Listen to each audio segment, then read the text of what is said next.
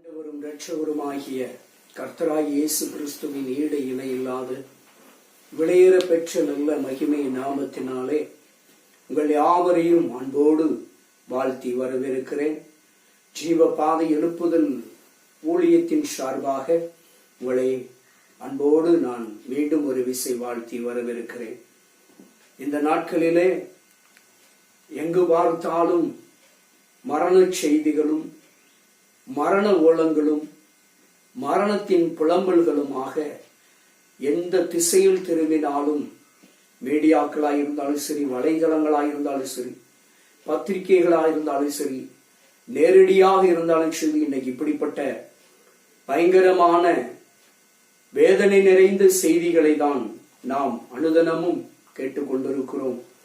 இன்னும் சொல்ல போனால் மிகவும் வேதனைக்குரிய ஒரு ஆண்டாக காணப்படுகிறதை நாம் பார்க்கிறோம்.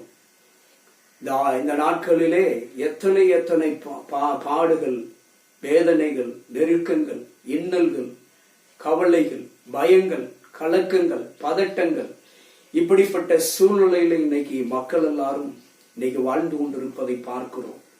இன்னைக்கு வீதிகளிலே ஜனங்கள் சுதந்திரமாய் நடமாட முடியவில்லை. கடை வீதிகளுக்கு சென்று சுதந்திரமாக பொருட்களை வாங்க முடியவில்லை.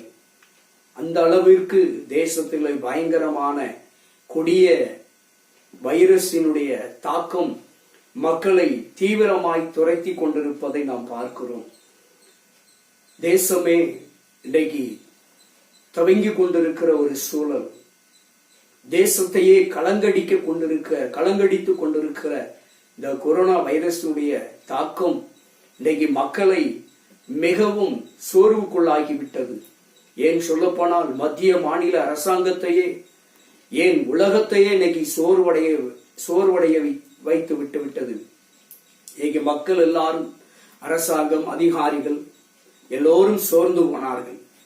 இதற்கு தீர்வுதான் என்ன, இதற்கு வழிதான் என்ன என்று சொல்லி மருந்துகள் கண்டுபிடிக்கப்பட்ட போதிலும் இன்னும் தீர்வுகள் கிடைக்காத ஒரு சூழ்நிலை, ஒருவர் சார்ந்து இருக்கக்கூடாத ஒரு சூழ்நிலை, தனித்திருக்க வேண்டிய சூழ்நிலை, இன்னைக்கு அப்படிப்பட்ட ஒரு நிலை, ஒருவர் முகம் பார்த்து பேச முடியாத சூழ்நிலை, ஒருவர் விசாரிக்க முடியாத இக்கட்டான சூழ்நிலை.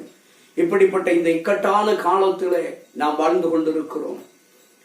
இத்தனை ஆண்டுகள் நம்மளை அழகாய் நடத்தி வந்த கர்த்தரை இன்னைக்கு நம்ம எத்தனையோ பேர்கள் ஆண்டவரை விட்டு தூரமாய் போனதினாலும், ஆண்டவரை மறந்தது நிமித்தமாகவும், தீவிரமாய் ஆண்டவரை நாடாதது நிமித்தமாகவும் என் ஆண்டவர் சொல்லுகிறார், மனம் திரும்புங்கள், பரலோக ராஜ்யம் சமீபித்திருக்கிறது என்று ஆண்டவராய் இயேசு கிறிஸ்து 2000 ஆண்டுகளுக்கு முன்பு அறைகோவல் விட்டார். ஆண்டவராகிய இயேசு கிறிஸ்துவுக்கு முன்பாக எலியாவின் ஆவியை பெற்ற யோவான் ஸ்நானகன் அறைகூவல் விட்டார், மனம் திரும்புங்கள், பரலோக ராஜ்யம் சமீபித்திருக்கிறது என்று. என்றும் அந்த சத்தம் தொனித்துக் கொண்டிருக்கிறது. பரிசுத்த வேதத்தின் நிமித்தமாய் அநேக பரிசுத்தவான்கள் மூலியமாய் இன்றைக்கும் அந்த வார்த்தை தொனித்துக் கொண்டிருக்கிறது. பட்டணங்கள் தோறும், கிராமங்கள் தோறும், வீதிகள் தோறும், சபைகள் தோறும், வீடுகள் தோறும் அநேக பரிசுத்தவான்களால் இந்த வார்த்தை இன்றைக்கும் தொனித்துக் கொண்டிருக்கிறது. அன்றைக்கு அப்போஸ்தலர்களால் தொனித்தது, பின்பு அந்த தீர்க்க தரிசிகளால் தொனித்தது, இன்று வரைக்கும் இருக்கிற பரிசுத்தவான்களால் மறைந்த இன்று இருக்கின்ற அத்தனை பரிசுத்தவான்களாலும் சொல்லப்பட்டு கொண்டிருக்கிற ஒரு வார்த்தை, மனம் திரும்புங்கள், பரலோக ராஜ்யம் சமீபித்திருக்கிறது, இதோ நான் சீக்கிரமாய் வருகிறேன் என்று ஆண்டுடைய சத்தம் ஒவ்வொரு நாளும் தொனித்துக் கொண்டிருக்கிறது. இன்னைக்கு கேலி செய்கிற கூட்டங்களும், கிண்டல் செய்கிற கூட்டங்களும், அவமானப்படுத்துகிற கூட்டங்களும், நகைத்து எள்ளி ஆடுகிற கூட்டங்களும் இன்னைக்கு பெருகி கொண்டிருக்கிறது. இப்படிப்பட்ட கூட்டத்தின் மத்தியிலும் அநேக பரிசுத்தவான்கள் சோர்ந்து போகாமல் இந்த வார்த்தையை எக்கால சத்தத்தை போன்று தொனித்துக் கொண்டே இருக்கிற பரிசுத்தவான்கள் என்றும் உண்டு. ஆனால் பரிசுத்தவான்களுடைய வார்த்தைகளுக்கு, சத்திய வேத வார்த்தைகளுக்கு இன்றைக்கு செவி சாய்க்கிறார்களோ இல்லையோ, இன்னைக்கு தவறான கட்டுக்கதைகளுக்கும் தவறான உபதேசங்களுக்கும் செவிசாய்க்கிற கூட்டங்கள் தான் இன்னைக்கு ஓடோடி கொண்டிருக்கிறது. ஐஸ்வர்யங்களை குறித்து, பணத்தை குறித்து, உலகத்தின் அழிந்து போகின்ற ஆசீர்வாதங்களை குறித்து பேசுகிற கூட்டம் பெருகிக் கொண்டிருக்கிற இந்த சூழ்நிலையில அப்படி பேசுகிறவர்களை நாடி ஓடுகிற கூட்டம் தான் இன்னைக்கு அதிகமாயிருக்கிறது.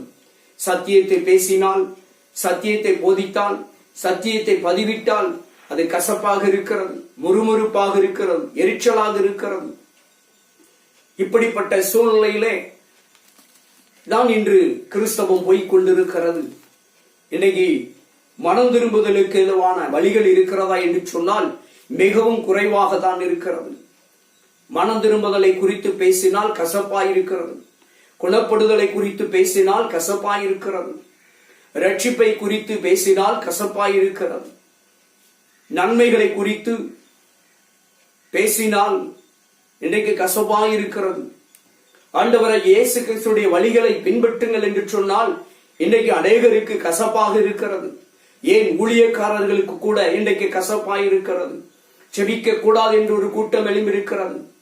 வேதம் வாசிக்க கூடாது என்று, கிருபை உங்களை காத்துக்கொள்ளும் என்று கிருபையை ஒரு வட்டத்துக்குள்ளே சுருக்கி போதிக்கிற கூட்டம் இன்றைக்கு எழும்பிவிட்டது.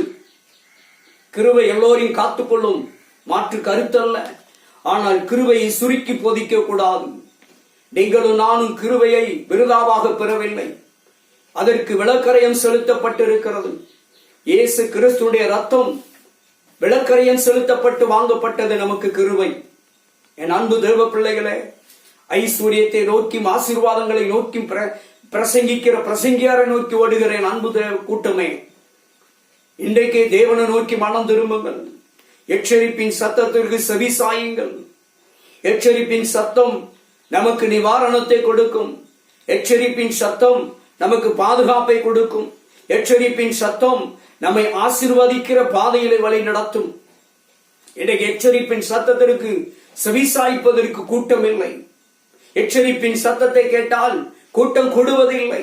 எச்சரிப்பின் செய்திகளை பேசினால் அங்கே பார்ப்பதற்கு ஆள் இல்லை, அதை கேட்பதற்கு கூட்டம் இல்லை, அதற்கு செவிசாய்ப்பதற்கு ஜனங்கள் இல்லை. என் அன்பு தேவ சொன்னமே, ஆண்டவராய் இயேசு கிறிஸ்து உங்களை என்னையும் பார்த்து சொல்லுகிறார், உங்களுக்கும் எனக்கும் தேவை இன்றைய சத்தியம் என்னவென்று சொன்னால் எச்சரிப்பின் சத்தியம். மனம் திரும்புவதற்கு ஏதான சத்தியம், குணப்படுவதற்கு ஏதுவான சத்தியம், சத்தியத்தை அறிவீர்கள், சத்தியம் உங்களை விடுதலையாக்கும் என்று சொன்ன அந்த சத்தியத்தை, நம்மளை விடுதலையாக்குகிற சத்தியத்தை அறிகிற அறிவு நமக்கு வேண்டும். கர்த்தரை அறிகிற அறிவினால், சத்தியத்தை அறிகிற அறிவினால் நீங்களும் நானும் பெருக வேண்டும். காலம் சமீபித்திருக்கிறது, கடைசி காலத்தில் இருக்கிறோம். இந்த காலத்திலே ஸ்தோத்திரம் 2019-20 ஆண்டிலே தொடக்க காலத்திலே பிரசங்கித்தோம். இனி வருகிற ஒவ்வொரு காலமும் சுபிட்சியமாய், சந்தோஷமாய், மகிழ்ச்சியாய் இராது என்று போதித்தோம். கேலி செய்தார்கள், கிண்டல் செய்தார்கள், நகைத்தார்கள்.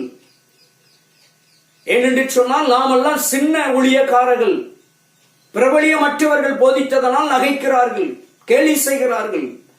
ஆனால் பிரபலியங்கள் சோதித்தால் ஏற்றுக்கொள்ளுகிறார்கள். இன்னைக்கு நிலைமை தலைகளாக போய்விட்டது. போதிக்கிறது யார்? சத்தியத்தை சொல்லுகிறது யார்? பிரபலியமா பிரபலியமற்றவர்களா என்பது முக்கியம் அல்ல. பேசுகிறது நான் அல்ல, கர்த்தருடைய பரிசுத்த ஆவியானவர் என்று வேதம் சொல்லுகிறது. எப்படிப்பட்ட வார்த்தை என்பதுதான் முக்கியம், யாருடைய வார்த்தை என்பதுதான் முக்கியம். சொல்லுகிறது யார் என்பது முக்கியம் அல்ல, போதிக்கிறது யார் என்பது முக்கியம் அல்ல. போதிக்கிற வார்த்தை யாருடைய வார்த்தை, போதிக்கிற வார்த்தை எப்படிப்பட்ட வார்த்தை என்பதை நிதானிக்க கூடியதாக இருக்க வேண்டும். என் அன்பு தேவ பிள்ளைகளே, கடைசி காலத்திலே, கொடிய காலத்திலே பரிசுத்த வேதம் எச்சரிக்கிறது. கொடிய காலம், வேதம் நம்மை எச்சரிக்கிறது. எங்கு பார்த்தாலும் மரணங்கள். நமக்கு அறிமுகமானவர்கள், சொந்தங்கள், பந்தங்கள் எல்லாம் இன்னைக்கு மரித்துக் கொண்டிருக்கிறார்கள். நண்பர்கள் மரித்துக் கொண்டிருக்கிறார்கள். அநேக பரிசுத்தவான்கள் மரித்துக் கொண்டிருக்கிறார்கள். அநேக தலைவர்கள் மரித்துக் கொண்டிருக்கிறார்கள். சிந்திப்பார் இல்லை, உணர்வார் இல்லை. கண்டதை காட்சி கொண்டதை கோலம் என்று வாழ்ந்தது போதும். மனம் திரும்புங்கள். எச்சரிப்பின் நாட்கள். இன்றைக்கு கொரோனா வைரஸ் முதல் அலை முடிந்து இரண்டாம் அலை வந்திருக்கிறது என்று சொன்னால் இது உங்களுக்கும் எனக்கு விடப்பட்ட எச்சரிப்பின் சத்தம். இது எந்த தேசத்திலிருந்தோ பரப்பப்பட்டது என்று சொல்வதை விட தேவனால் நமக்கு கொடுக்கப்பட்ட எச்சரிப்பின் சத்தமாய் பார்க்க வேண்டும். எச்சரிப்பின் சத்தத்திற்கு செவிசாய்த்தால் கொள்ளை நோய், பட்டயம், பஞ்சம் என்று வேதம் எச்சரிக்கிறது. ஜனங்கள் மனம் திரும்பாவிட்டால் வானத்தையும் பூமியின் சகலத்தையும் சிருஷ்டித்த தேவனை நோக்கி பாராவிட்டால், தங்கள் பாவங்களை விட்டு மனம் திரும்பாவிட்டால், தங்கள் அக்கிரம செயல்களை விட்டு மனம் திரும்பாவிட்டால் தேசத்திலே தேவ கோபாக்கினை பற்றி எறியும் என்று வேதம் சொல்லுகிறது. இன்னைக்கு பரிசுத்த வேதம் தான் நிறைவேறிக் கொண்டிருக்கிறது. தேவ பிள்ளைகளே, பரிசுத்த வேத வார்த்தைகள் ஒவ்வொன்றும் இன்றைக்கு நிறைவேறிக் கொண்டிருக்கிறது. சத்திய வார்த்தைகள் நிறைவேறிக் கொண்டிருக்கிறது. கோடி பணம் சேர்த்தாலும் பணம் நம்மை பாதுகாக்காது. எந்த மனிதனையும் போன உயிரை திரும்பி கொண்டு வர முடியாது. போற உயிரை பணம் பிடித்துக் கொள்ள முடியாது. ஆனால் சத்தியம் உங்களை விடுதலையாக்கும். சத்தியம் நம்மை விடுதலையாக்கும். தேவனுடைய இரத்தம் நம்மை விடுதலையாக்கும். இரத்தத்தினால் விலக்கரையுமாய் மீட்கப்பட்டு விலக்கரையும் கொடுக்கப்பட்டு வாங்கப்பட்ட கிருபை நம்மளை மீட்கும். என் அன்பு தேவச்சனமே, பொருளாசை வேண்டாம், பேராசைகள் வேண்டாம். பொருளாசையை நாடி, ஆசீர்வாதத்தை நாடி, இதுதான் சத்தியம் என்று ஆசீர்வாதத்தை உட்படுத்தி பிரசங்கிக்கிற பிரசங்கத்தை நோக்கி ஓடினால் அந்த ஆசீர்வாதம், உலகத்தின் ஆசீர்வாதம் நம்மை தப்புவிக்காது. ஆசீர்வாதம் தேவை, இல்லை என்று சொல்லவில்லை. ஒரு மனிதனுக்கு தேவையானது உண்ண உணவு, உடுத்த உடை, தங்க இடம் தேவை, மாற்று கருத்தல்ல. ஆனாலும் அது மட்டும்தான் வாழ்க்கை என்று இருந்தால் அது சத்தியம் அல்ல. எச்சரிப்பின் சத்தம். தேவன் உங்களை என்னையும் சிருஷ்டித்ததுக்கு ஒரு நோக்கம் உண்டு. நீங்களும் நானும் தேவனை சிருஷ்டித்த தேவனை ஆராதிக்க வேண்டும். பயத்தோடு, பக்தியோடு, உண்மையோடு, உத்தமத்தோடு ஆராதிக்க வேண்டும். தேவ பிள்ளைகளே, ஆண்டவராய் இயேசு கிறிஸ்து ஒவ்வொரு நாளும் தன் வார்த்தையின் மூலமாய் அறைகூவல் விட்டுக் கொண்டிருக்கிறார். மகனே மனம் திரும்பு, மகளே நீ மனம் திரும்பு, உன் பாவத்தை விட்டுவிடு, உன் சாபத்தை விட்டுவிடு, உன் அக்கிரம செயல்களை விட்டுவிடு என்று சொல்லி ஆண்டவர் உங்களை என்னை பார்த்து ஒவ்வொரு நாளும் எச்சரிக்கிற வார்த்தைகள் வேதத்தில் இருக்கிறது. இன்னைக்கு எச்சரிக்கிற வார்த்தைகளுக்கு எத்தனை பேர் நாம் செவிசாய்க்கிறோம்? இன்னைக்கு இப்படி எச்சரிப்பின் வார்த்தைகளுக்கு செவிசாய்க்கிற கூட்டம் மிகவும் குறைவாயிருக்கிறது. எச்சரிப்பின் சத்தமா வேண்டாம், ஆசீர்வாதமா கொடுங்க. ஆசீர்வாதத்தை குறித்து பேசினால் தேனை போல் ஏற்றுக்கொள்ளுகிறார்கள். எச்சரிப்பின் சத்தத்தை குறித்து பேசினால் அதை எட்டிக்காயாய் பார்க்கிறார்கள், கசப்பாய் பார்க்கிறார்கள். என்றைக்குமே கசப்பானதுதான் நிவாரணத்தை தரும்.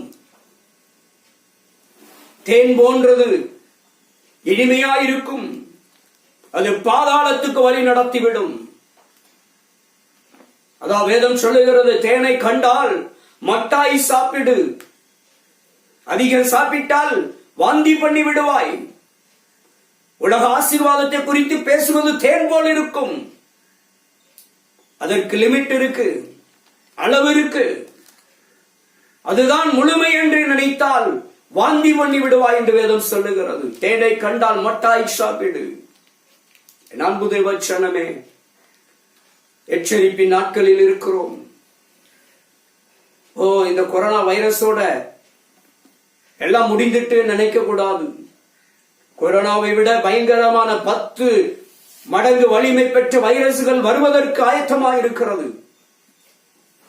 தேவ கோபத்துக்கு முன்பாக ஒருவனும் நிற்க முடியாது. 10 மடங்கு வலிமை பெற்ற வைரஸ் வந்தாலும் வர இருந்தாலும் ஆச்சரியப்படுவதற்கு ஒன்றுமில்லை. வேதம் சொல்லுகிறது, கொடிய நோய்கள் வரும், கொள்ளை நோய்கள் வரும் என்று தான் சொல்லுகிறது. கடைசி காலத்தில் எப்போ பாவம் பெருகுகிறதோ, பாவம் பெருகிற வேளையிலே கொள்ளை நோய்களும் கொடிய வியாதிகளும் வரத்தான் செய்யும். இவைகளில் தப்பிவிக்கப்பட வேண்டும் என்றால், தேசம் தப்பிவிக்கப்பட வேண்டும் என்றால், தேசத்தை காக்கிற தேவனை நோக்கி பார்க்க வேண்டும். இன்றைக்கு எங்கு பார்த்தாலும் உண்மை இல்லை, நேர்மை இல்லை, மனித நேயங்கள் இல்லை, குற்றமில்லாத ரத்தம் சிந்தப்படுகிறது. மிருகத்திற்கு இருக்கிற மதிப்பு மனித உயிருக்கு இல்லை. தேவன் எல்லாவற்றையும் பார்த்துக் கொண்டிருக்கிறார். தேவன் எல்லாவற்றையும் பார்த்துக் கொண்டிருக்கிறார். வேதம் சொல்லுகிறது, எந்த மட்டும் போவார்கள்? என் அன்பு தேவ சொன்னமே, எச்சரிப்பின் சத்தம் மிகவும் அவசியம். நமக்கு சத்தியம் நம்மளை பாதுகாக்கும், சத்தியம் நம்மை விடுதலையாக்கும், இந்த சத்தியம் நம்மை ஆசீர்வதிக்கும். டேபிள் நிறைய என்ன இருந்தாலும் எல்லா வகைகளும் இருக்கிறது, ஆனால் சாப்பிட முடியவில்லை, சாப்பிட கொடுத்து வைக்கவில்லை. காரணம் என்ன?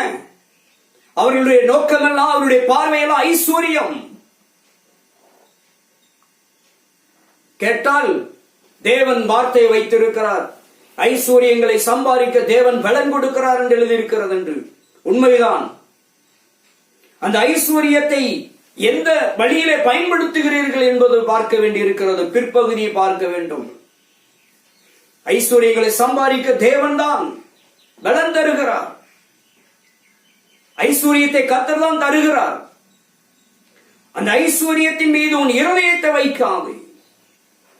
தேவன் கொடுத்திருக்கிறார் என்று சொன்னால் அதிலே மகிழ்ச்சியாயிரு. மற்றவர்களையும் அது நிமித்தமாய் மகிழ்ச்சியாக்க வேண்டும். என் அன்பு தேவ ஜனமே, இந்த நாட்களிலே மிகவும் கொடிய காலத்திலே நாம் வாழ்ந்து கொண்டிருக்கிறோம். வேதனையான நாட்களிலே வாழ்ந்து கொண்டிருக்கிறோம். தெய்வ பயமில்லாத காலமாகிவிட்டது. நிர்விசாரங்கள், துணிகரமான காரியங்கள். தெய்வ பயம் வேண்டும். வேதம் சொல்லுகிறது, வெளிப்படுத்தல் 6வது அதிகாரம் கடைசி வசனம் சொல்லுகிறது பாருங்க. அவருடைய கோபாக்கினையின் மகா நாள் வந்துவிட்டது. யார் நிலை நிற்க கூடும் என்று சொல்லுகிறார். என் அன்பு தேவ பிள்ளைகளே, வேதம் சொல்லுகிறது, பத்மு தீவிலே சிறைச்சாலையிலே நாடு கடத்தப்பட்டு இருக்கிற யோவான் ஒளியமாய் கர்த்தர் வெளிப்படுத்தி எழுதுகிறார். பரிசுத்த ஆவியானவர் எழுதி வைத்திருக்கிறார். கர்த்தருடைய கோபாக்கினையின் மகா நாள் வந்து விட்டதாம். யார் நிலை நிற்க முடியும்? தேவ கோபத்துக்கு முன்பு எதிர்த்திருக்க யாரால முடியும்? எந்த ராஜாங்கத்தாலும் முடியாது, எந்த ராஜாக்களாலும் முடியாது, எந்த பலசாலிகளாலும் முடியாது, எந்த கோடீஸ்வரர்களாலும் முடியாது. நான் சொல்லவில்லை, வேதம் சொல்லுகிறது. யார் நிலை நிற்க கூடும்? தேவனுடைய கோபம் எதனால் வருகிறது? என் அன்பு தேவ பிள்ளைகளே, தேவன் நம்மை பார்த்து இந்த நாட்களில் எச்சரிக்கிறார். நீங்களும் நானும் மனம் திரும்ப வேண்டும். சகலத்தை சிருஷ்டித்த தேவனை நோக்கி பார்க்க வேண்டும். சத்தியத்தின்படி தேவனை ஆராதிக்க வேண்டும். இன்னைக்கு எங்கு பார்த்தாலும் பாவம் பெருகிவிட்டது, அக்கிரமம் பெருகப்பட்ட ஒரு சூழ்நிலை. நோவாவின் காலத்திலே பாவம் பெருகிறதுனாலதான் உலகம் அழிவை சந்தித்தது, மனுக்குலம் அழிவை சந்தித்தது. ஒரே ஒரு மனிதனுடைய குடும்பத்திற்கு மாத்திரம் தேவனுடைய கண்களிலே கிருபை கிடைத்தது நிமித்தமாய் இந்த உலகம் மீண்டு எழுந்தது, மனுக்குலம் மீண்டு வந்தது. ஆனால் அந்த நாட்களில் இருந்த அந்த குடும்பத்தை தவிர மற்ற எல்லாம் அழிக்கப்பட்டு விட்டதே. காரணம் பாவம், புசிப்பு, குடிப்பு. வேதம் சொல்லுகிறது, புசிப்பும் குடிப்பும் தேவ ராஜ்யம் அல்ல. என் அன்பு தேவ சனமே, தேவனுடைய கோபம் பற்றி எறிந்து கொண்டிருக்கிறது. இன்னைக்கு இந்த கொரோனா வைரஸ் தீவிரமாய் செயல்படுகிறது என்று சொன்னால் தேவ கோபம் அவர் மனம் இறங்கினால் ஒழிய இந்த வைரஸ் தடை செய்யப்பட முடியாது. தேவன் மனம் இறங்கணும். இந்த வைரஸ் முற்றிலுமாக நீங்க வேண்டும் என்றால், தடை செய்யப்பட வேண்டும் என்றால் கர்த்தர் மனம் இறங்கணும். அவருடைய கோபம் தணிய வேண்டும். அவருடைய உக்கிர கோபம் தணிய வேண்டும். அப்படியே அவருடைய உக்கிர கோபம் தணிய வேண்டும் என்று சொன்னால் ஜனங்கள் எல்லாம் திறப்பலை வர வேண்டும்.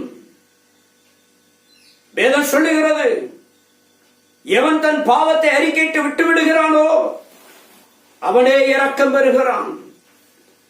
தவறுகளை ஆண்டவரை நோக்கி அறிக்கை செய்ய வேண்டும். நினிவே பட்டணத்துக்கு அழிவு வந்தது. ஆனால் கிடைக்கப்பட்ட வாய்ப்பை பயன்படுத்தினார்கள். உடனே தேவனை நோக்கி ரெட்டுடுத்தி சாம்பலில் உட்கார்ந்து அரசன் முதல் ஆண்டி வரை தேவனை நோக்கி, மிருக ஜீவன்கள் உள்பட தேவனை நோக்கி கதறினார்கள். தேவன் மனமிறங்கினார். அதே தேவன் தான் இன்றைக்கும் இருக்கிறார். ஏன் அந்த நினிவே பட்டணத்து மக்களுக்கு வந்த ரட்சிப்பு, அந்த அழிவின் மீட்பு ஏன் நம்முடைய தேசத்துக்கு வராது? நீங்களும் நானும் திறப்பலை நின்று கதறினோம் என்று சொன்னால் நம்முடைய தேசத்துக்கு மீட்பு உண்டு. நினிவே பாதுகாக்கப்பட்டது போல நம்முடைய தேசம் பாதுகாக்கப்படும். இன்னைக்கு அழிந்து கொண்டு இருக்கிறார்கள் ஜனங்கள்.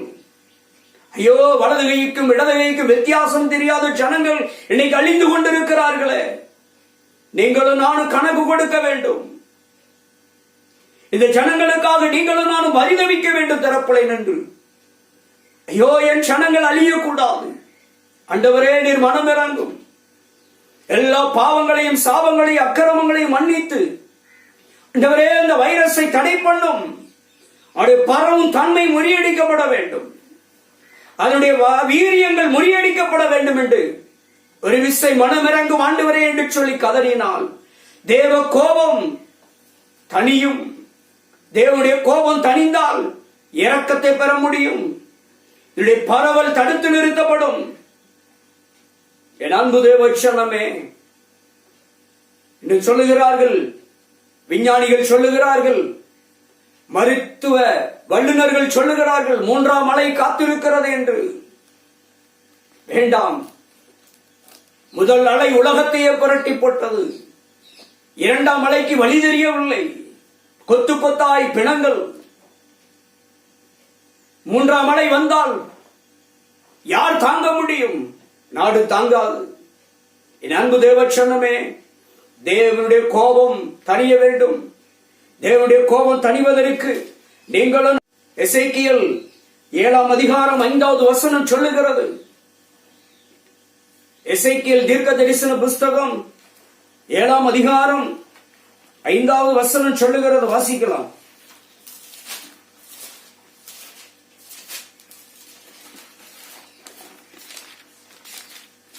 கர்த்தராகிய ஆண்டவர் சொல்லுகிறது என்னவென்றால், தீங்கு வருகிறது, இதோ ஏகமான தீங்கு வருகிறது என்று சொல்லுகிறார்.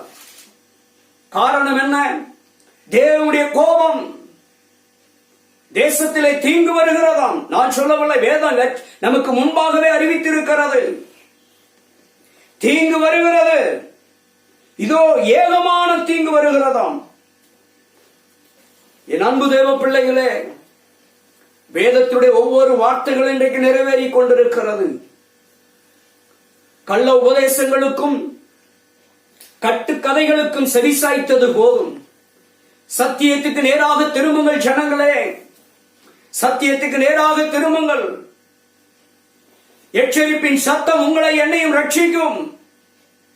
எச்சரிப்பின் சத்தம் உங்கள் பிள்ளைகளை பாதுகாக்கும். எச்சரிப்பின் சத்தம் நம்முடைய தேசத்தை பாதுகாக்கும். எச்சரிப்பின் சத்தம் நம்முடைய தேசத்தின் குடிகளை பாதுகாக்கும். எத்தனை கொள்ளை நோய், கொடிய வியாதி வந்தாலும் அந்த கொள்ளை நோய்க்கும் கொடிய வியாதிகளுக்கும் மரணங்கள் தவிர்க்கப்படும். என் அன்பு தேவச்சனமே, தீங்கு வருகிறது என்று கர்த்தர் எச்சரிக்கிறார். நீங்களும் நானும் இன்றைக்கு உயிரோடு இருக்கிறோமே. எதனால்? திறப்பில நிற்க வேண்டும் என்பதற்காக விட்டு வைத்திருக்கிறார். என் அன்பு தேவ பிள்ளைகளே, ஆண்டவரை நோக்கி பார்ப்போம். பாருங்க, வேதத்தில் அநேக இடத்துல சொல்லுகிறது. மத்தேயு சுவிசேஷம் 24:8 சொல்லுகிறது. இதெல்லாம் வேதனைக்கு ஆரம்பம் என்று சொல்லுகிறது. மத்தேயு 24:6 சொல்லுகிறது. முடிவு உடனே வராது என்று சொல்லுகிறது. ஆரம்பமே இப்படி என்று சொன்னால், ஆரம்பமே உலகம் தாங்கவில்லை. வேதம் சொல்லுகிறது இதெல்லாம் ஆரம்பம். கொத்து கொத்தாய் மரித்துக் கொண்டிருக்கிறார்கள். இதுல மக்கள் மட்டும் மரிக்கவில்லை, மருத்துவர்களும் மரிக்கிறார்கள், செவிலியர்கள் மரிக்கிறார்கள், விஞ்ஞானிகள் தலைவர்கள் மரிக்கிறார்கள். அப்படி என்று சொன்னால் இதெல்லாம் ஆரம்பம் என்று வேதம் சொல்லுகிறது. காப்பாற்றுவது தேவனால் மட்டும்தான் முடியும். மக்களை காப்பாற்ற வேண்டும் என்று சொன்னால் தெய்வம் மனமிறங்க வேண்டும். என் அன்பு தேவச்சனமே, தேவனை நோக்கி நாம பார்ப்போம். உலகத்தை நோக்கி ஓடினது போதும். தேசத்திலே, நம்முடைய இந்திய தேசத்திலே இருக்கிற 130 கோடி மக்களுக்கு மேலான மக்களுக்காக நீங்களும் நான் ஒவ்வொரு நாளும் திறப்பலை நின்று செபிக்கிறது உத்தரவாதம் உள்ள ஜெபமாயிருக்க வேண்டும். நம்முடைய இந்திய தேசத்தினுடைய அனைத்து குடிகளுக்கும் நீங்களும் நான் உத்தரவாதியா இருக்க வேண்டும். கணக்கு கொடுக்க வேண்டும், மறந்துவிடக் கூடாது. ஊழியக்காரனா இருந்தாலும் சரி, விசுவாசியா இருந்தாலும் சரி, வலதுகைக்கும் இடதுகைக்கும் வித்தியாசம் தெரியாத கோடி ஜனங்களுக்கு நீங்களும் நான் உத்தரவாதி என்பதை மறந்துவிடக் கூடாது. தேவ பிள்ளைகளே, தேவ கோபம் பற்றி எரியாதபடிக்கு மரணங்கள் தவிர்க்கப்பட வேண்டும் என்றால் அவருடைய கோபம் தனியும்படியாக நீங்களும் நானும் திறப்பலை நின்று செபிக்க வேண்டும். சத்தியத்தை நோக்கி பார்க்க வேண்டும். என் அன்பு தேவச்சனமே, வேதனையின் ஆரம்ப காலமே நம்மளால் தாங்க முடியவில்லை. உலகம் ஸ்தம்பித்து விட்டது. உலகத்தின் பொருளாதாரம் முடங்கிவிட்டது. நிறுவனங்கள் எல்லாம் பூட்டப்பட்டு விட்டது. மக்களுடைய வாழ்வாதாரம் கேள்விக்குறியாக இருக்கிறது. அரசாங்கம் என்ன செய்ய முடியும்? எல்லா நிறுவனங்களும் அரசாங்கத்துக்கு வர வேண்டிய நிதி வழிகள் எல்லாம் அடைக்கப்பட்டால் அரசாங்கம் என்ன செய்ய முடியும்? என் அன்பு தேவச்சனமே, தேவனுடைய கோபம் தணிய வேண்டும். ஆரம்பமே நம்மளால் தாங்க முடியவில்லை. உலகம் தாங்க முடியவில்லை, தத்தளித்து விட்டது. மீள முடியாமல் தவித்துக் கொண்டிருக்கிறது. ஒவ்வொரு நாடுகளும் என்ன செய்வதென்று தவித்துக் கொண்டிருக்கிறது. பொருளாதாரத்திலே முடங்கி கிடக்கிறார்கள். பொருளாதார வீழ்ச்சி. இதை மீட்டுக் கொண்டு மறுபடியும் சரி பண்ணுவது எப்படி என்று சொல்லி தவித்துக் கொண்டிருக்கிறார்கள், சிந்தித்துக் கொண்டிருக்கிறார்கள். இதிலே 3வது அலை வந்தால் என்ன ஆகும்? 2வது அலைக்கு என்று முடிவு தெரியவில்லை. தினந்தோறும் ஆயிரக்கணக்கான மக்கள் மரித்துக் கொண்டிருக்கிறார்களே. எத்தனை உண்மை பாருங்க. வேதம் சொல்லுகிறதெல்லாம் எத்தனை உண்மை. ஆண்டவர் சொல்லுகிறார், எரேமியா 1ஆம் அதிகாரத்திலே சொல்லுகிற பொழுது அங்கு எழுதுகிறார், என் வார்த்தையை தீவிரமாய் நிறைவேற்றுவேன். 1:5 சொல்லுகிற பொழுது எரேமியா சொல்லுகிறார், கர்த்தர் சொல்லுகிறாராம், அவருடைய வார்த்தையை தீவிரமாய் நிறைவேற்றுவாராம். கர்த்தருடைய வார்த்தை ஒரு நாளும் போய் சொல்லாதுங்க. கர்த்தருடைய வார்த்தை வானம் பூமி ஒளிந்து போனால் அவருடைய வார்த்தையோ அழிவதில்லை என்று எழுதப்பட்ட வார்த்தை, அழிவில்லாத வார்த்தை, நிச்சயமுள்ள வார்த்தை. இந்த வார்த்தையை தீவிரமாய் கர்த்தர் நிறைவேற்றுவாராம். தேவனுடைய வாயிலிருந்து பெறப்பட்ட ஒவ்வொரு வார்த்தையும் நிறைவேறக்கூடியது. ஆனால் அவர் மன உருக்கமுள்ள தேவன், மன இரக்கமுள்ள தேவன். அவரை நோக்கி நாம கதறினோம் என்று சொன்னால் மனம் இறங்குகிறவரும் கூட அந்த தேவன் தான் சொன்னார், நினிவே பட்டணத்துக்கு 40 நாள் உண்டு என்று சொல்லி எச்சரித்தார். அதே நினிவே பட்டணத்து மக்கள் மனம் திரும்பி கர்த்தரை நோக்கி பார்த்த பொழுது அந்த தெய்வம் மனமிறங்கி அந்த மக்களை பாதுகாத்தார், அழிவில் இருந்து மீட்டார், அழிவை விலக்கி போட்டார். அதே தெய்வம் இன்னைக்கு நம்முடைய இந்த தேசத்திற்கு மனமிறங்க வல்லவராகவே இருக்கிறார். நம்முடைய இந்திய தேசத்துக்கு நீங்களும் நான் உத்தரவாதிகளாய் காணப்பட வேண்டும். எல்லா மக்களுக்கும் நீங்களும் நான் உத்தரவாதி.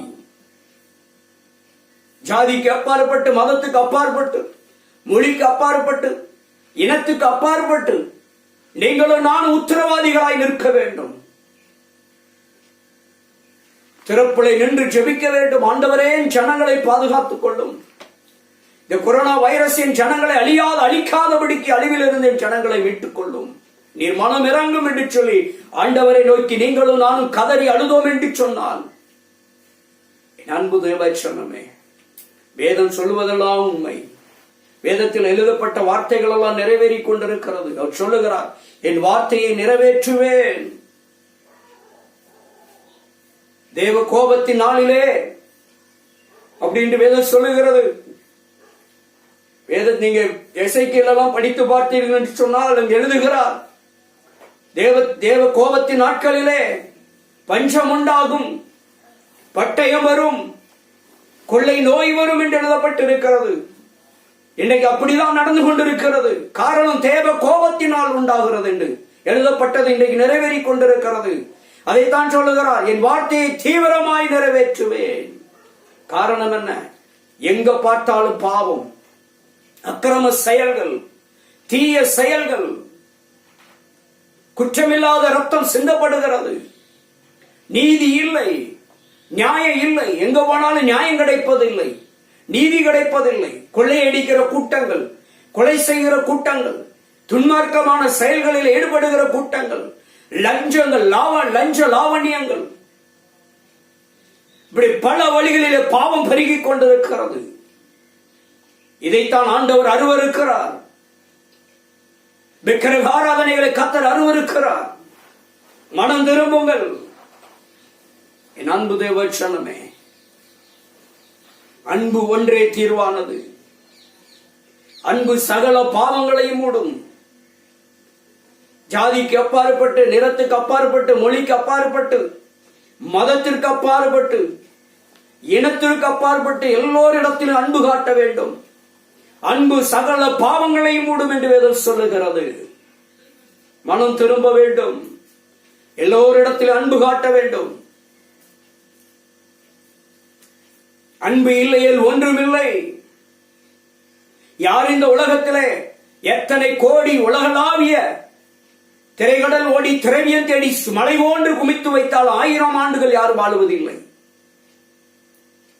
வாழுகிற கொஞ்ச நாட்களிலே உண்மை உள்ளவர்களாய், உத்தமம் உள்ளவர்களாய், நன்மை செய்கிறவர்களாய், எல்லோரிடத்தில் அன்பு காட்டுகிறவர்களாய், மெய்யான தெய்வத்தை ஆராதிக்கிறவர்களாய் காணப்படுவோம் என்று சொன்னால் தேவன் தேசத்துக்கு க்ஷேமத்தை கொடுப்பார், தேசத்துக்கு பாதுகாப்பை கொடுப்பார். பாருங்க, வேதம் சொல்லுகிறது, எரேமியா தீர்க்க தரிசன புஸ்தகம் 44வது அதிகாரம் 22வது வசனம், எரேமியா 48:38 எவ்வளவு தெளிவாக எழுதியிருக்கிறது. இன்றைக்கு இதுதான் நடந்து கொண்டிருக்கிறது. எரேமியா தீர்க்க தரிசன புஸ்தகம் 44வது அதிகாரம் 22வது வசனம் சொல்லுகிறது. வாசி. உங்கள் கிரியைகளின் பொல்லாப்பையும், உங்கள் கிரியைகளுடைய பொல்லாப்பையும், நீங்கள் செய்த அருவருப்புகளையும், கர்த்தர் அப்புறம் பொறுத்திருக்க கூடாதபடி, பாருங்க, கர்த்தர் அப்புறம் பொறுத்திருக்க கூடாதபடிக்கு அல்லவோ உங்கள் தேசம் இந்நாளில், பாருங்க, நம்முடைய தேசம் இந்நாளில் இருக்கிறபடி குடியற்ற அந்தரவெளியிலும் பாலும் சாபமும் ஆயிற்று என்று எழுதுகிறார். நம்முடைய தேசம் எதனால் இந்த பாலும் சாபம், இந்த சாபம் பாழாப்போன இந்த சாபம் வந்ததுக்கு காரணம் என்ன என்று எழுதுகிறார். அக்கிரமத்தின் நிமித்தம், பாவ செயல்கள் நிமித்தம் என்று தேவ கோபம் பற்றி எறிகிறதாம். தேசத்தினுடைய சாபம் எதனால்? பாழாப்போன சாபத்தினால். பாழாப்போன இந்த சாபம் எதனால்னா மக்களுடைய பாவம், சாபம், அக்கிரம செயல்கள். அதனாலதான் நீங்க குடியேற்ற நிலை, மக்கள் எல்லாம் ஒழித்துக் கொள்ளக்கூடிய நிலை, நடமாட முடியவில்லை. கொத்து கொத்தாய் மரித்துக் கொண்டிருக்கிறார்கள். வசனம் 48வது அதிகாரம் 38 சொல்லுகிறது. அதே எரேமியா தீர்க்க தரிசன புஸ்தகம் 48வது அதிகாரம் 38 சொல்லுகிறது. மோவாபின் சகல வீடுகளின் மேலும், மோவாபின் சகல வீடுகளின் மேலும், அதன் தெருக்களிலேயும், அதனுடைய வீடுகளிலும் தெருக்களிலும் ஏக புலம்பல் உண்டாகும். ஒருவர் விரும்பப்படாத பாத்திரம் போல, ஒருவரும் விரும்பப்படாத பாத்திரம் போல் மோவாபை உடைத்து போட்டேன் என்று கர்த்தர் சொல்லுகிறார். எவ்வளவு பாருங்க, தீவிரமாய் எழுதுகிறார். வீதிகளிலும் தெருக்களிலும் என்று எழுதுகிறார். பாருங்க, ஏக புலம்பலம்.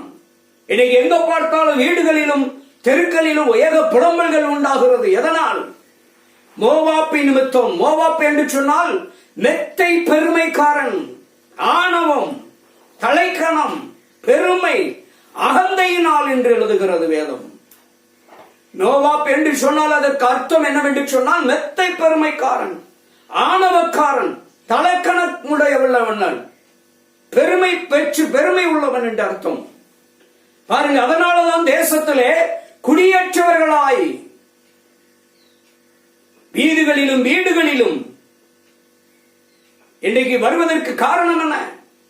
வீதிகளிலும் வீடுகளிலும் ஒரே புலம்பல்கள். காரணம் பாவம், பெருமை, அகந்தை, ஆணவம். அகந்தையினாலும் ஆணவத்தினாலும் பெருமையினாலும் பாவத்தினாலும் அக்கிரம செயல்களினாலும் தான் எனக்கு வீடுகள் தோறும் வீதிகள் தோறும் புலம்பல்கள் உண்டாகிறது என்று வேதம் சொல்லுகிறது. எத்தனை உண்மை பாருங்க. இன்றைக்கு நடக்கிற சம்பவங்களை 2000 ஆண்டுகளுக்கு முன்பே கர்த்தர் எழுதி வைத்திருக்கிறாரே. வேதம் நிறைவேறிக் கொண்டிருக்கிறது. வேதம் சொல்லுவதெல்லாம் உண்மை என்பது பொறுப்பாய் கொண்டிருக்கிறது, நிரூபணமாய் கொண்டிருக்கிறது. இன்னைக்கு அப்படிதான் நிலை. எங்க பார்த்தாலும் ஒரே புலம்பல், அழுகையின் குரல், வீடுகள் தோறும் வீதிகள் தோறும். நண்பர்கள், தெரிந்தவர்கள், உறவினர்கள் எத்தனை பேர்கள் மரித்துக் மரித்திருக்கிறார்கள். ஒருவர் வீட்டில் போய் இன்னொரு பேர் ஆறுதல் சொல்ல முடியல. ஏன்னா இவர்கள் வீட்டிலே புலம்பல், வீடுகள் தோறும் புலம்பல், வீதிகள் தோறும் புலம்பல் என்று வேதம் எச்சரிக்கிறது. நடக்கிறது என்று சொல்லி எவ்வளவு தெளிவாக இருக்கிறார் பாருங்க. இன்னைக்கு நடக்கிற அத்தனை சம்பவங்களும் வேதத்தில் அழகாக எழுதப்பட்டிருக்கிறது. அப்படி என்று சொன்னால் சத்திய வேதம் எத்தனை உண்மை என்பதை நிரூபணம் பண்ணி கொண்டிருக்கிறது.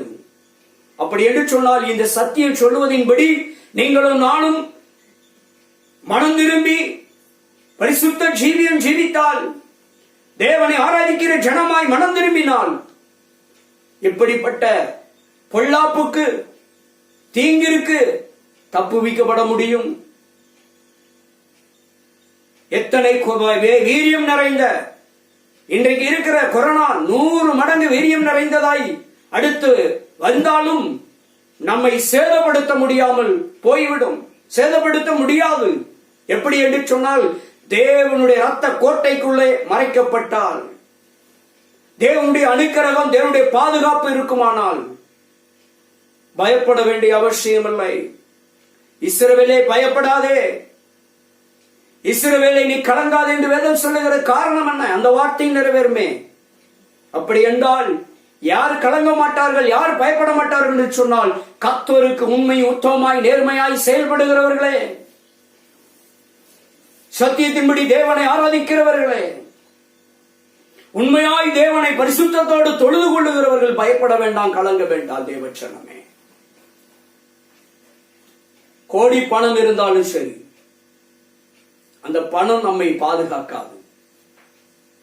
அந்த பணம் நம்ம உயிரை மீட்க முடியாது.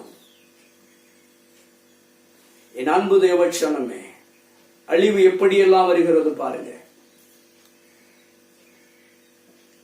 சுவாசிக்கிற காற்று, ஆக்சிஜன் இன்னைக்கு அழிவை கொண்டு வருகிறது. நீரில் அழிவு, நெருப்பில் அழிவு, காற்றில் அழிவு என்று சொல்லுவோம். பாருங்க, காற்றை இன்னைக்கு சுவாசிக்க முடியல, செயற்கையாய் கொடுக்க வேண்டிய நிலை. அப்போ சுவாசித்த நாள் வரைக்கும் தேவனுக்கு எத்தனை கோடி நன்றி செலுத்தணும். நாம பிறந்த நாளிலிருந்து இன்றைக்கு வரைக்கும் அவர் நம்மை சுவாசிக்க வைத்திருக்கிறாரே, நமக்கு இலவசமாய் ஆக்சிஜனை கொடுத்து கொண்டிருக்கிறாரே, அந்த தேவனுக்கு நீங்களும் நான் எத்தனை நன்றி உள்ளவர்களாய் இருக்க வேண்டும், உண்மை உள்ளவர்களாய். இன்றைக்கு எங்கு பார்த்தால் பற்றாக்குறை என்று சொல்லுகிறார்கள். அந்த நிலைக்கு தள்ளப்பட்டிருக்கிறது. எத்தனை கோடி வேணாலும் கொடுக்கிறேன், ஆக்சிஜன் எனக்கு கொடுங்கன்னு சொல்லக்கூடிய அளவுக்கு இன்றைக்கு மக்கள் தள்ளப்பட்டிருக்கிறார் என்று சொன்னால், அந்த பணம் அவர்களை தப்புவிக்க முடியவில்லையே. பணத்தால் ஒன்று சாதிக்க முடியாது. பணம் கொடுத்து வாங்கிடலாம் ஆக்சிஜனை, இருந்தால் தானே. இந்த நிலைதான், இதுதான் தேவனுடைய செயல். மனித பலத்தை கொண்டு, மனித சக்தியை கொண்டு எதையும் சாதிக்க முடியாது. தேவனுடைய அனுக்கிரகம், தேவ பலன், தேவனுடைய பாதுகாப்பு கூட இருந்தால் எல்லாவற்றிலும் பாதுகாப்பு உண்டு, மீட்பு உண்டு, நீடிய வாழ்வு உண்டு, சுக வாழ்வு உண்டு. என் அன்பு தேவ சனமே, தேவனை நோக்கி பாருங்கள். பாருங்க, வேதம் சொல்லுகிறது, ஆமோஸ் தீர்க்க தரிசன புஸ்தகம் 5வது அதிகாரம் 16வது வசனத்திலே அது அழகாக நமக்கு உறுதிப்படுத்துகிறது. ஆமோஸ் தீர்க்க தரிசன புஸ்தகம், ஆமோஸ் 5வது அதிகாரம் 16வது வசனம். ஆதலால் ஆண்டவரும் சேனைகளின் தேவனுமாகிய கர்த்தர் சொல்லுகிறது என்னவென்றால், எல்லா தெருக்களிலும் புலம்பல் உண்டாகும், எல்லா வீதிகளிலும் ஐயோ ஐயோ என்று ஓலமிடுவார்கள். பயிரிடுகிறவர்களை துக்கம் கொண்டாடுவதற்கும், ஒப்பாரி பாட அறிந்தவர்களை புலம்புகிறதற்கும் வரவழைப்பார்கள் என்று வேதம் எச்சரிக்கிறது. பாருங்க, எவ்வளவு தெளிவாக சொல்லுகிறார். வீதிகள் தோறும், வீடுகள் தோறும், எல்லா தெருக்களிலும் என்று எழுதுகிறார். தெளிவாக அழகா எழுதுகிறார். கர்த்தர் சொல்லுகிறது என்னவென்றால், எல்லா தெருக்களிலும், எல்லா வீதிகளிலும் புலம்பல் உண்டாகும் என்று எழுதப்பட்டிருக்கிறது. எவ்வளவு அருமையான முன் உதாரணம், முன்குறிப்பு பாருங்க. தீர்க்க தரிசனமான வார்த்தைகள். இந்த வார்த்தைகள் இன்றைக்கு நிறைவேறிக் கொண்டிருக்கிறது. 2000 ஆண்டுகளுக்கு முன்பு எழுதப்பட்ட இந்த தீர்க்க தரிசன வார்த்தை இன்றைக்கு நிறைவேறிக் கொண்டிருக்கிறது. எல்லா வீடுகளிலும் புலம்பல், எல்லா தெருக்களிலும் புலம்பல் என்று எவ்வளவு அருமையான ஒரு தீர்க்க தரிசனம். எச்சரிப்பின் வார்த்தைகளை கவனிக்காம இருந்ததனாலதானே இன்றைக்கு அழிவை சந்தித்துக் கொண்டிருக்கிறோம். இப்படிப்பட்ட வார்த்தைகளுக்கெல்லாம் நாம் நிதானித்து ஆராய்ந்து பார்த்து தரப்பலை நின்றிருந்தால் இன்றைக்கு இந்த சூழ்நிலையை சந்தித்திருப்போமா? நம்முடைய உறவுகளை எத்தனை பேரை இழந்து போனோம். நம்முடைய நண்பர்கள் எத்தனை பேர்களை இழந்து போனோம். நம்முடைய பழகுகிற மக்களை, முகம் பார்த்த மக்கள் எத்தனை பேர்களை நாம் இழந்து போனோம். எத்தனை தலைவர்களை இழந்து போனோம். தேவ பிள்ளைகளை, எவ்வளவு வேதனை. தெளிவாக எழுதியிருக்கிறதே, எல்லா தெருக்களிலும், எல்லா வீதிகளிலும் புலம்பல் உண்டாகும், ஐயோ ஐயோ என்று சொல்லக்கூடிய சூழ்நிலை உருவாகும் என்று எழுதப்பட்டிருக்கு. பாருங்க, இன்னைக்கு எவ்வளவு அழகாக, எவ்வளவு அருமையா எழுதப்பட்டிருக்கிறது. அதே ஸ்தோத்திரம் 8:3 வருஷம் 8வது அதிகாரத்தில் 3வது வசனம். அந்நாட்களில் தேவாலய பாட்டுகள் அலறுதலாக மாறும். எல்லா இடத்திலும் திரளான பிரேதங்கள் புலம்பல் இல்லாமல் எரிந்து விடப்படும் என்று கர்த்தராகிய ஆண்டவர் சொல்லுகிறார். இன்றைக்கு நாம பார்க்கிறோம், மீடியாக்களிலே பார்க்கிறோம், பத்திரிகைகளிலே பார்க்கிறோம். வட இந்தியாவிலே இன்னைக்கு அநேக இடங்களிலே பிரேதங்களை அங்காங்கே வீசிக்கொண்டு போய் கொண்டிருக்கிறார்கள். புலம்புவதற்கு நேரமில்லை, அழுவதற்கு நேரமில்லை.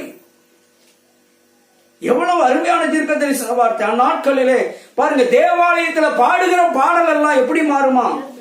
ஆறுதலாக, அலறுதலாக, ஆறுதல் அல்ல அலறுதலாக மாறும். ஐயோ, கூக்குரலாய் மாறுமா? சபைகளிலே, தேவாலயங்களில் எல்லாம் கூக்குரலின் சத்தம், சங்கீத பாடல்கள் எல்லாம், துதி பாடல்கள் எல்லாம் அலறுதலின் பாடல்களாய் மாறுமா? இன்னைக்கு அப்படிதான் ஒவ்வொரு இடத்திலும் கூக்குரலின் சத்தம், அலறுதலின் பாடல்கள் சபைகளிலே, தேவாலயங்களிலே நடந்து கொண்டிருக்கிறது. உலகத்தில் எந்த சபையா இருந்தாலும் சரி, எந்த மூலையில் இருந்தாலும் சரி, இன்றைக்கு இப்படிப்பட்ட சூழ்நிலை தான் தேவாலயங்களிலே நடந்து கொண்டிருக்கிறது. புலம்பல், அலறுதலின் சத்தம், ஐயோ என்று. என் அன்பு தேவச்சனமே, வேதம் எவ்வளவு உறுதிப்படுத்துகிறது பாருங்கள். இங்கு சொல்லுகிறார் பாருங்க, திரளான எல்லா இடங்களிலும் திரளான பிரேதங்கள் புலம்பல் இல்லாமல் எரிந்து விட போடப்படும் என்று எழுதியிருக்கிறார். இன்னைக்கு வட இந்தியாவில் குமிழ்ச்சி மழை போல குமிக்கிறாங்க. லாரியில் அள்ளி கொண்டு கொட்டிட்டு வெளியே சொல்ல முடியல. எங்க பார்த்தாலும் பணங்கள் எரிந்து கொண்டு இருக்கிறது. பிரேதங்கள் குமிந்து திரளாய் கிடக்கிறது. பாருங்க, எவ்வளவு அருமையான ஒரு திட்டமும் தீர்ப்புமான ஒரு தீர்க்க தரிசன வார்த்தை இன்றைக்கு இது நடந்து கொண்டு இருக்கிறதே. ஆனா வேதம் சொல்லுகிறது, இதெல்லாம் ஆரம்பம், முடிவு கிடையாதுன்னு சொல்லுது வேதம். ஆரம்பத்துக்கே இப்படி என்று சொன்னால், ஆரம்பத்திலேயே தேவாலயங்களுடைய பாடல்கள் எல்லாம் சங்கீத பாடலும் துதி பாடலும் அலறலின் பாடலாய் இருக்கும் என்று சொன்னால், அவருடைய முடிவு வந்தால் என்னவாகும்? ஆரம்பத்துக்கே பிரேதங்கள் ஆங்காங்கே குமிக்கப்படுகிறது.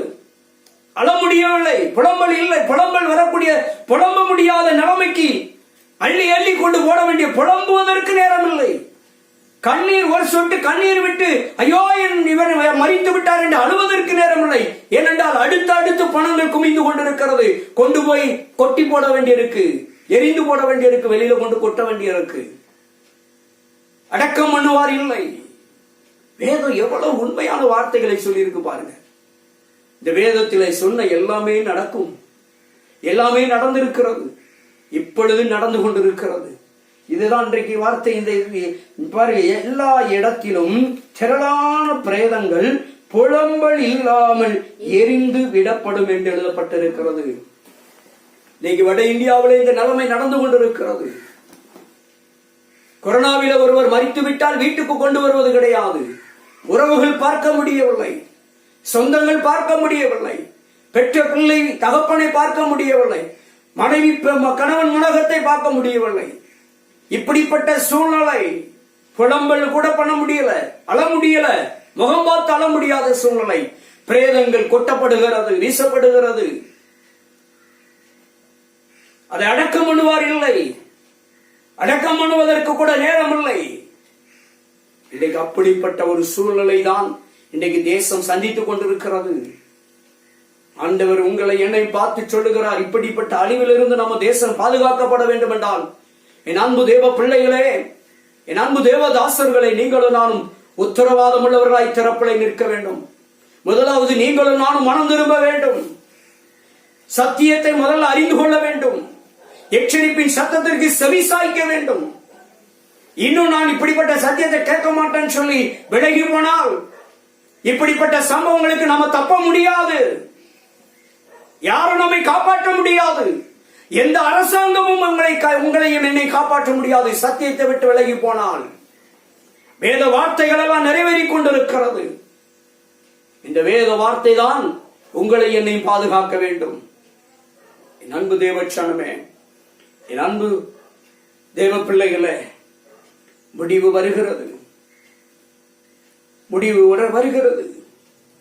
மனம் திரும்புங்கள், மனம் திரும்புங்கள் என்று அறைகோவலின் சத்தம் ஒவ்வொரு நாளும் நம் வீட்டு கதவை தட்டி கொண்டிருக்கிறது. தேவ பிள்ளையே, நீங்களும் நானும் திறப்பலை நின்று ஆண்டவர் பாதத்தை நோக்கி, அப்பா, இப்படிப்பட்ட எச்சரிப்பின் சத்தங்களுக்கு நாங்கள் செவிசாய்த்து, ஆண்டவரே, இப்படிப்பட்ட வார்த்தைகளை வேதத்திலிருந்து புரட்டி பார்த்து தேடி வாசித்து எங்கள் தேசத்தில் இப்படிப்பட்ட பிரச்சனைகள், இப்படிப்பட்ட கொள்ளை நோய்கள், இப்படிப்பட்ட ஆண்டவரை திரளான பிரேதங்கள் வீசப்படக்கூடிய சூழ்நிலை வரக்கூடாது என்று ஒவ்வொரு நாளும் திறப்பிலே நிற்பதற்கு இந்த வேதத்தை தியானிக்கக்கூடிய சூழ்நிலைக்கு கடந்து வாருங்கள்.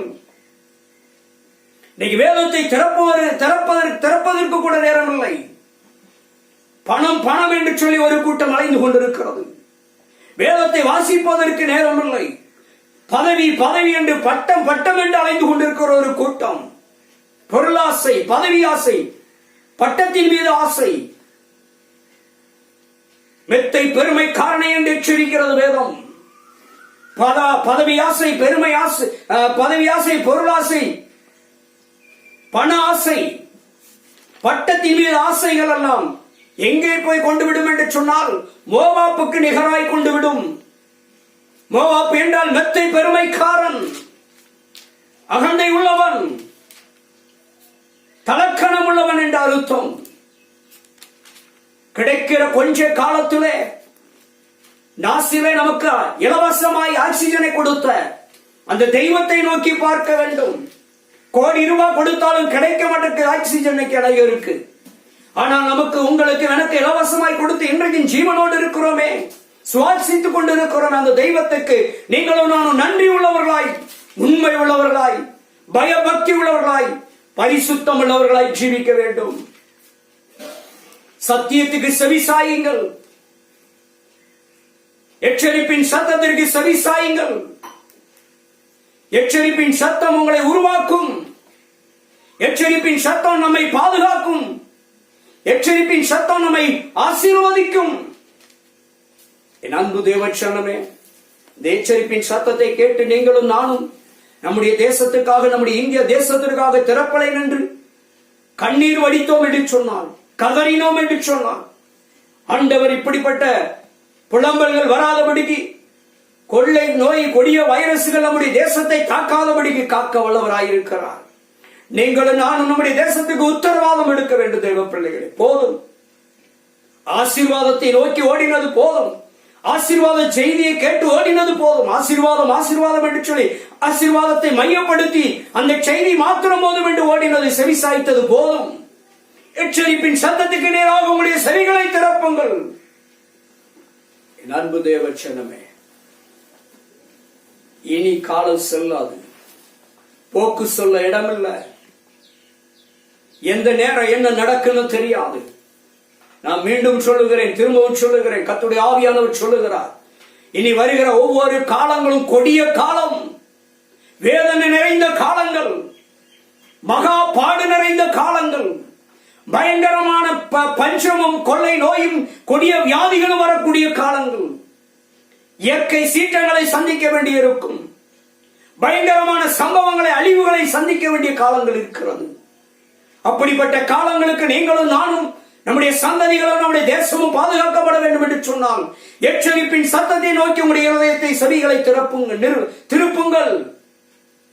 கர்த்தர் நம்முடைய தேசத்துக்கு மனம் இறங்குவார். கர்த்தர் நம்முடைய குடும்பத்துக்கு மனம் இறங்குவார். என் அன்பு தேவச்சனமே, கர்த்தர் நம்முடைய பட்டணத்துக்கு மனம் திரும்ப வேண்டும் என்றால், கர்த்தர் நம்முடைய மாநிலத்துக்கு மனம் திரும்ப வேண்டும் என்று சொன்னால், இந்த சத்திய வேதத்தை எப்பொழுதும் தியானித்துக் கொண்டே இருக்க வேண்டும். சத்திய வேதத்தை ஆராய்ந்து பார்க்க வேண்டும். இதில் சொல்லப்பட்டவைகள் இன்றைக்கும் நடந்து கொண்டிருக்கிறது, இனி நடக்க போறது என்ன என்று சொல்லி ஆராய்ந்து பார்த்து அவைகளுக்காக திறப்பலை நின்று செபித்தால் பாதுகாக்கப்பட முடியும். திரும்பவும் சொல்றேன், இன்றைக்கு இருக்கிற கொரோனாவை போன்று 10 மடங்கு வீரியம் நிறைந்தது, 100 மடங்கு வீரியம் நிறைந்தது வேறு தோற்றத்திலே கடந்து வந்தாலும் ஆச்சரியப்படுவதற்கு ஒன்றுமல்ல. என் அன்பு தேவச்சனமே, இருக்கிற வைரஸிலே கொடிய வைரஸ் கொரோனா என்று சொல்லுகிறார்கள்.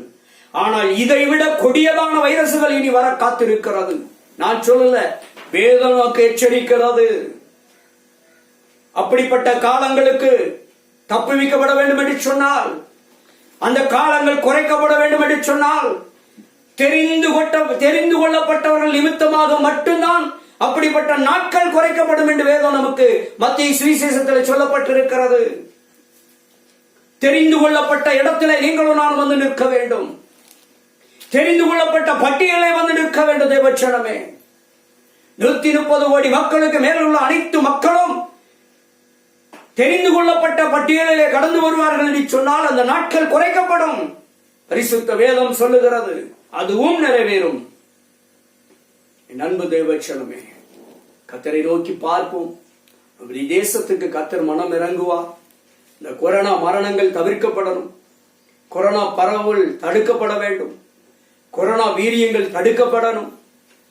இதனால் ஏற்படுகிற புலம்பல்கள் எல்லாம் மாற வேண்டும். தேவனை நோக்கி பார்ப்போம்.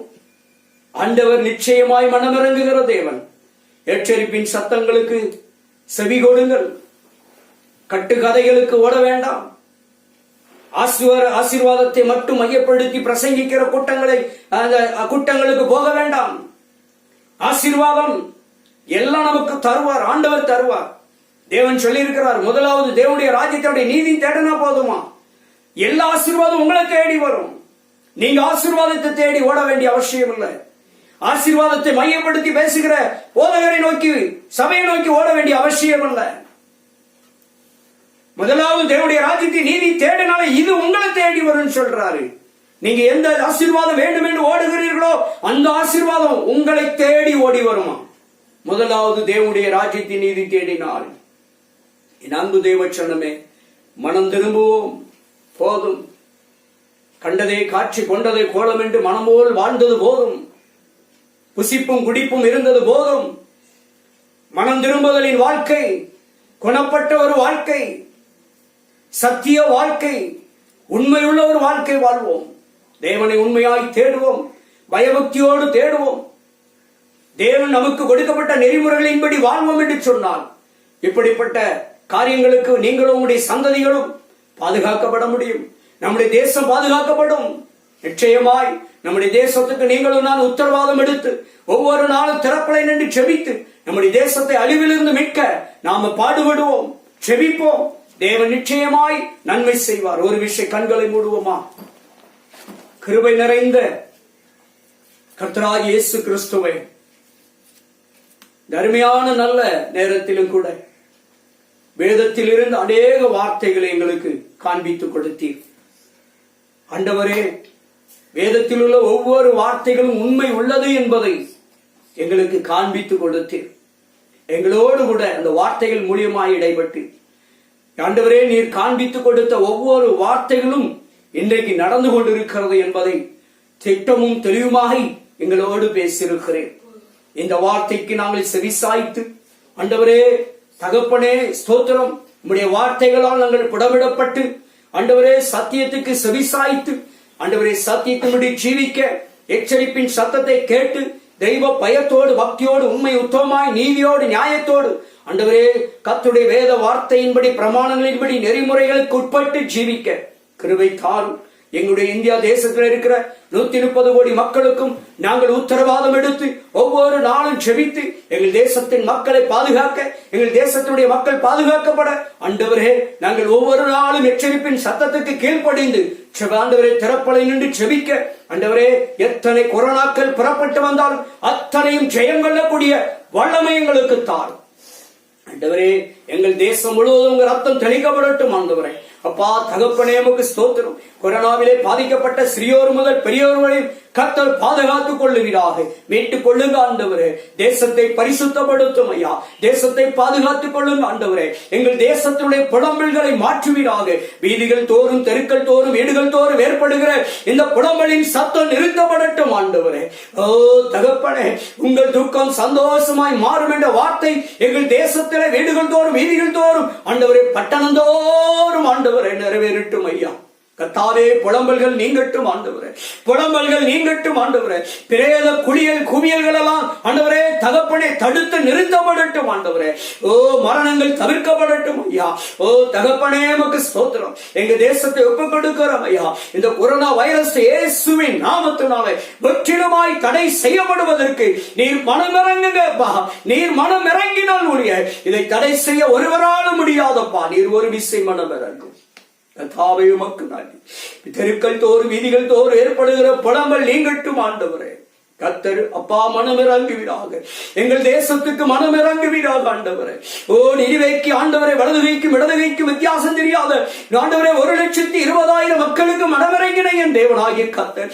ஓ தகப்பனை 130 கோடிக்கு மேலாயிருக்கிற எங்கள் மக்களுக்கு நீர் ஒரு விசை மனமிறங்கி எங்கள் தேசத்தை ரட்சிப்பீராக. பாதுகாத்துக் கொள்ளுங்கப்பா. உங்க கரத்தில் நாங்கள் ஒப்புக் கொடுக்கிறோம். இந்த வார்த்தையின்படி ஆண்டவரே நாங்கள் ஒவ்வொருவரும் நிதானித்து திறப்பலை நிற்கும்படியாய் ஆண்டவரே இனி வருகிற ஒவ்வொரு நாட்களிலும் ஆண்டவரே எச்சரிப்பின் சத்தத்துக்கு செவிசாய்த்து உம்முடைய வேதத்தை இன்னும் ஆழமாய் வாசித்து தியானித்து ஆண்டவரே ஒவ்வொரு காரியங்களுக்காய் திறப்பலை நின்று செபித்து ஜெயம் எடுக்க கிருபை தாரும். உங்க கரத்தில் ஒப்புக் கொடுக்கிறோம். தேசத்துக்கு சேமத்தை தாரும், தேசத்துக்கு சமாதானத்தை தாரும், தேசத்துக்கு பாதுகாப்பை தாரும், தேசத்துக்கு ஆண்டவரே புலம்பல்களை நீக்கி ஆண்டவரே சந்தோஷத்தை உண்டு பண்ணும். உங்க கரத்தில் ஒப்புக் கொடுக்கிறோம், தாழ்த்துக்கிறோம், அர்ப்பணிக்கிறோம். இயேசு கிறிஸ்துவின் நாமத்தில் செபிக்கிறோம் நல்ல பிதாவே. ஆமென். God bless you.